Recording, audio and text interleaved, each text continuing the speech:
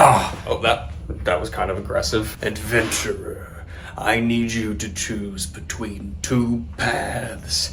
Through the first door, an epic journey where you will follow characters who save the world from an evil king. Okay, that's happened a lot, actually, believe it or not, like many times. Actually, if you don't choose that one, that world could end. That's too bad for them. What's behind the second door?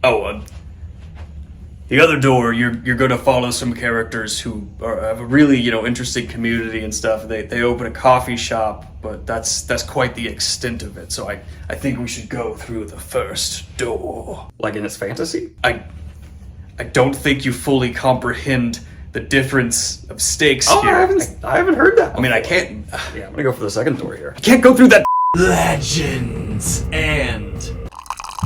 Lattes by Travis Baldry. I have been seeking high and low, maybe some middle as well. I'm not sure exactly where my eyes are going. Some fantasy books that have just been hitting different, and if they happen to be within the indie scene, all the better. And so when I started hearing murmurings of a fantasy book focused on an orc opening a coffee shop, that tickled something. I was like, oh boy, I have not heard of that before. And then I saw some overwhelmingly positive reviews and so many saying this is just absolutely one of the most comforting reads of the year. And it's been a tricky few weeks for me, so I figured, hey, a comforting read sounds like the best way to go. My oh my, did as every reviewer has said, this book hit like a really great latte.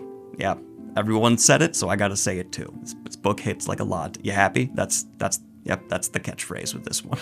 But getting into a little more detail here of the main premise of Legends and Lattes, we follow our main character, Viv, who is opening a coffee shop after living a life of brutality and adventure. She wants to retire and do what is peaceful. And what's more than peaceful than opening an awesome little cafe? Not much. That sounds damn wonderful. And throughout the story, the author begins to weave in a very colorful cast of characters, all bringing different elements to this cafe, and they're so well realized with great humor, and there's just this warm hugging feeling as well, encompassing an entire community that absolutely begins to come to life. There is an edge to the narrative at times. It's marketed as high fantasy with low stakes. I would argue this is high fantasy with medium stakes because you become so emotionally invested in the characters and actually the business as well that when turbulence does arrive, which absolutely it does occur within these pages, you find yourself quite staked, I would say. I would say I was medium staked, sir. Not like staked from like a vamp. There's no vampire. That's, well, the word vampire, I don't know. But anyway, and I think the most accurate recommendation I can make for Legends and Lattes is that this is 100% character-based and motivated fantasy.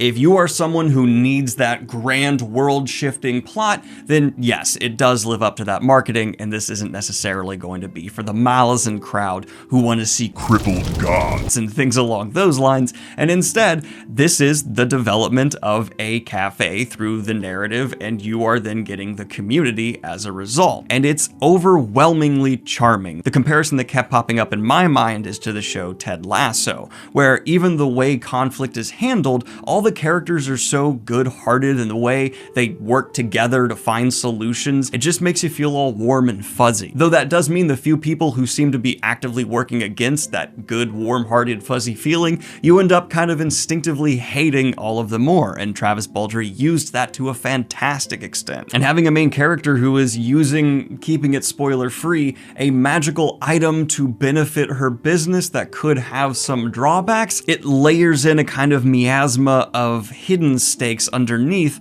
that really do continue to push you through that narrative, while the author can just take their time to essentially make the reader feel like they're sitting in a nice little hipster-run covfefe. It wasn't entirely predictable, except for when it very much so was, but I think the author was even kind of aware of that and wasn't trying to get you, the reader, to be motivated by this, ooh, what's gonna happen, but instead it's what's the response to that going to be. That combined with the charm of the humor that successfully made me laugh out loud multiple times, and I don't often laugh out loud reading books even that are funny at all, so that's impressive, with the charming cast of characters, is more than enough ample motivation to keep almost every single reader who's interested in this type of premise to the very end. Now, there was a couple of places though where I did really want more from Legends and Lattes, and that came in first and foremost with the lack of atmosphere. I really wanted all of my senses to be absolutely just filled with this coffee shop that is being built. I wanted to smell, hear, taste, just the general aura that I know in so many places here in Richmond that I enjoy as a coffee shop fanatic. I just didn't get that enough. There were certainly moments where clear attempts succeeded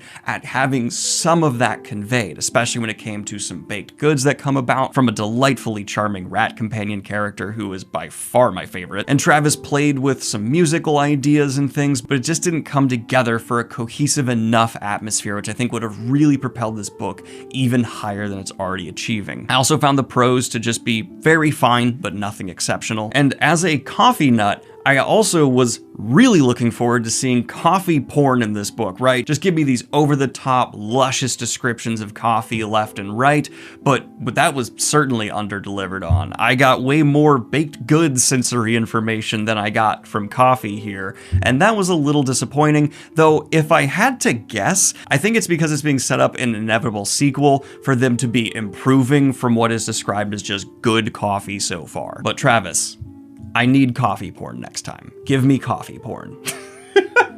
Things I say in reviews. But those negatives are certainly dwarfed by all the positives I've mentioned and more. I'm so charmed by the fact that the author is the narrator, and occasionally with that bit of information you go like, oh no, is this not going to turn out to be the best of quality? But not only does this author have experience as a voice artist, but he fully utilizes his deep understanding of his material to give every character pop and personality, and I just enjoy that so much. It gave me a sign of like, no, there can be authors who voice their own work and it turned out stupendous. Actually, I would recommend listening to this one over reading it. I was originally going to read it. I'm glad I didn't. Turns out I lost my copy of Legends and Lattes. It's somewhere in one of my shelves. I couldn't find it, so I just went, okay, fine, I'll download it on Audible. And I'm so happy I did. I hit play and I didn't turn it off until it was over. Well done on the performance front. So if you want a book that has medium stakes, really character driven, and at a pace that you can get through in a day, and isn't going to ask too much of you as a reader aside from just sitting back and enjoying, I absolutely recommend the delightfully charming Legends and Latte. I even forgot to mention it's got fantastic LGBTQ+ rep that isn't treated as over-sexualized or anything aside from a budding romance, and that is so refreshing from some of the things I've been reading recently. So I'm going to give Legends and Lattes a soft 8 out of 10. Let me know what you thought of this book in the comments down below. Like and subscribe if you have not already, and hit the Patreon if you want to support what I do here. I'll have a link for the book as well in the pinned comment, and let me know what I should review next. Though I'm going to go ahead and warn you, Invincible, Compendium 1 is coming down the road. Have a good one, y'all. Bye! Wow, talk about the opposite end of the sci-fi fantasy spectrum. Could you get more different than Legends and Lattes and Invincible? I genuinely don't think so. I don't think. Okay, bye!